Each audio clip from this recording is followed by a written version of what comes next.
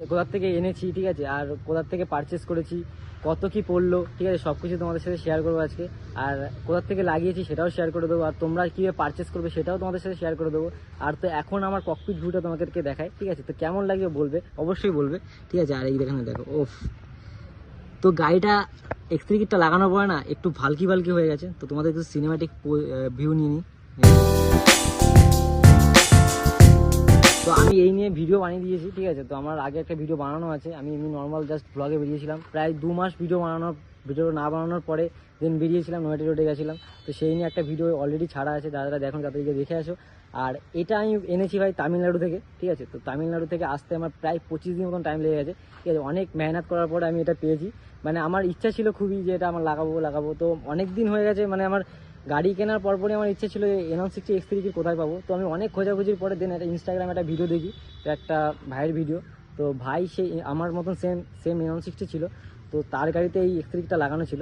তো সে বললো আমার গাড়িটা আমি সেল করে দেবো, তো তোমার যদি লাগে তো নিতে পারো। তো সে আমার ভিডিও দেখে, আমার ফ্যান্স বলতে পারো। তো তার জন্য তার কাছ থেকে আমি ওটাকে ডিএম করি, ঠিক আছে। ডিএম করার পর দেন ও আমাকে ডেলিভারি দিয়ে দেয়, কুরিয়ার সার্ভিস করে দিয়ে দেয়। আর সেই কুরিয়ারে করে দিয়ে দেয়, আর কিন্তু বাট অনেক টাকা লেগেছে আমার, ঠিক আছে।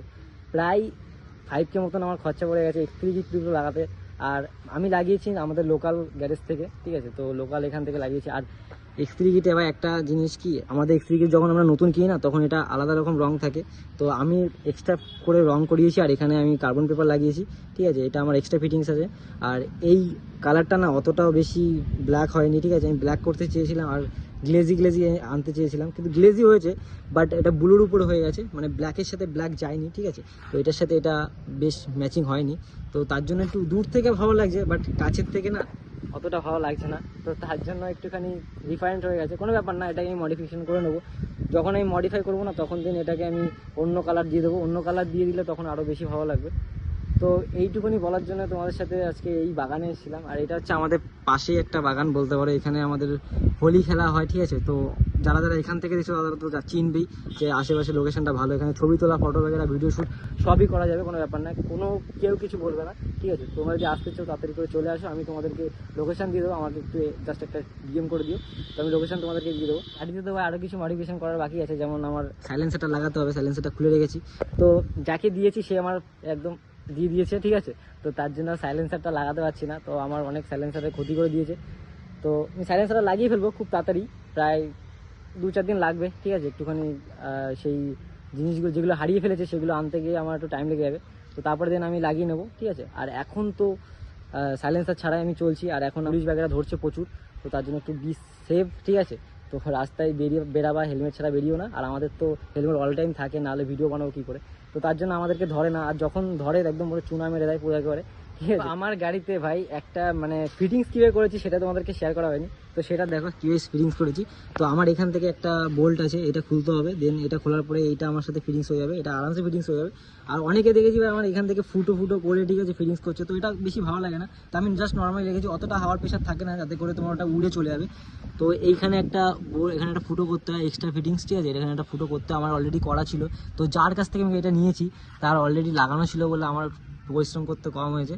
আর এখান থেকে আমার একটা নাট আছে ভিতরে, ছোটো নাট, এইটা এক্সট্রা ফিটিংস, মানে আমার এক্সট্রাভাবে কিনতে হয়েছে, ঠিক আছে, এই নাটটা। তো এই নাটটা ভাই তোমরা বাইরে পাবে না, তো আমাদের ইঞ্জিনের যে নাট আছে না, তো ওই নাটটা দিয়ে ট্রাই করবে, লেগে যাবে এখানে, ঠিক আছে। তো এটা ভাই কেউ বলে না, আমি তোমাদের সাথে শেয়ার করে দিচ্ছি। আর এখান থেকে দেখতে পাচ্ছ ভাই এতটা গ্লেজি না, আমাকে দেখা যাচ্ছে, বুঝতে পারছো, দেখো, ওহো।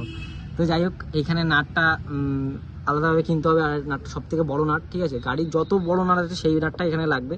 আর এই পাশ থেকেও তোমাদেরকে দেখাই, ঠিক আছে, এদিক থেকে তোমাদেরকে দেখাই, এদিক থেকে ফিটিংসটা ভালো হয়েছে। আর এখানে দেখো যেটা তোমাদেরকে বলছিলাম, এটা হচ্ছে গাড়ির যে ইঞ্জিনের নাট আছে না, সেই নাটটা আমি লাগিয়েছি, তো লেগে গেছে। এর থেকে একটু বড় পেলে লাগিয়ে নেবে, তাহলে ভালো হবে। আমি একটু চেপে লাগিয়েছি। আর এটা ভাই হাওয়ার এতটা প্রেশার থাকে না, ঠিক আছে, তোটাতে এটা উড়ে যাবে।